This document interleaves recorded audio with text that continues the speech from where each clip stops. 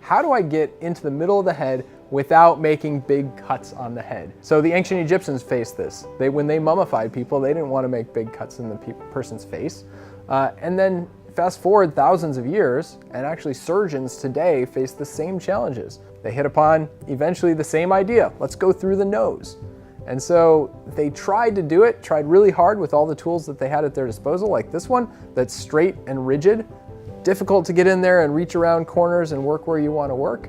And so I watched surgeons try to learn this procedure. It was really hard for them. And I thought, well, what if we could give them a better tool? A tool that would go around a corner, a tool that's flexible, bendable, and that we can deploy not just one hand, but multiple hands through a single nostril. A concentric tube robot is like one of those old TV antennas that telescope out of each other. You know, there's all those little tubes and you pull it out. It's like that, only picture each one of the little tubes as being very flexible, so you could bend it, it wouldn't break. And then also picture each individual one of those tubes as being curved. And now you shove these curved tubes inside one another, and then you twist them, they're gonna make each other bend.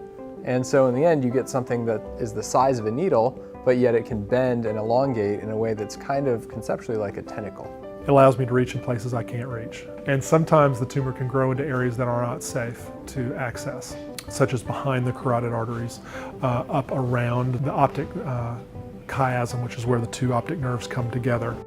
This is where the robot can actually make a big difference by allowing us to turn corners and see into areas that we can get to, but we cannot safely access them at this point.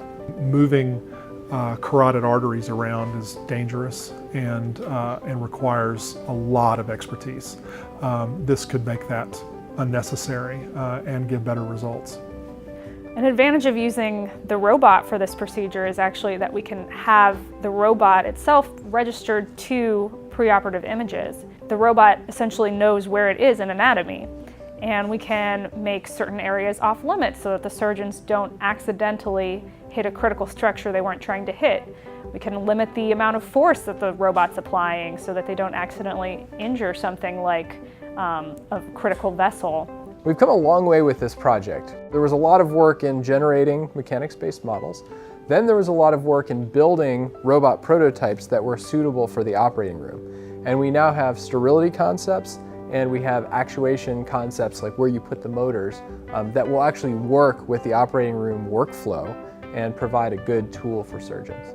The next steps with this project are really to commercialize it. So we've done a lot of great proof of concept work in the lab. We've done experiments in cadavers, we've done experiments in models on the benchtop. We know that the system works, we know that it helps doctors do the surgery better. But now the big challenge is to get it out there to the world. And so we will need to work with industrial partners and we will need to work through the FDA approval process before this device can actually go out there on the market.